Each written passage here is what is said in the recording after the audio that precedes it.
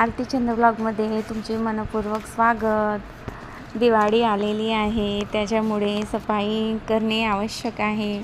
नवरात्र पण आलेली आहे, त्याच्यामुळे मी आपले एक एक सामान स्वच्छ करून घेऊन राहिलेले आहे। जेवढं बाहेर डेकोरेशनचं सामान सजवलेलं होतं ते हळूहळू मी स्वच्छ करून राहिलेली आहे, कारण एका वेळेस सर्व काही कामे होऊ शकत नाही। त्यामुळे आजपासून मी थोडी सफाई करणार आहे। रॅलिंग वगैरे पुसून घेऊन राहिलेली आहे।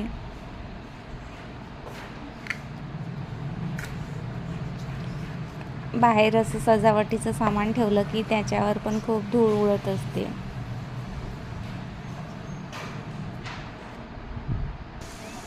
इकडे आमची काव्याताई अननसाचा नाश्ता करून राहिलेली आहे। तिला चांगलं केसांना तिच्या तेल चोपडून दिलेलं आहे। तिच्या शाळेमध्ये एवढ्यात खूप स्पोर्ट होते, त्याच्यामुळे खूप तिचे केस रफ झालेले होते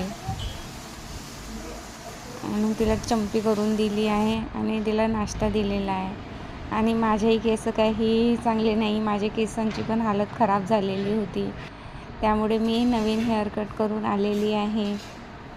नेहमी मी हे स्टाईलची हेअरकट करत असते, कारण हीच माझ्या चेहऱ्याला छान दिसत असते।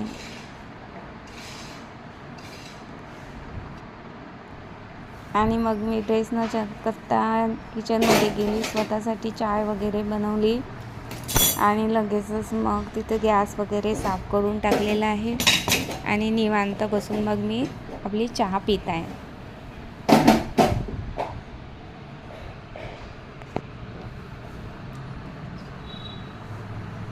दिवाळी आली की साफसफाईची लगबग चालू होऊन राहते,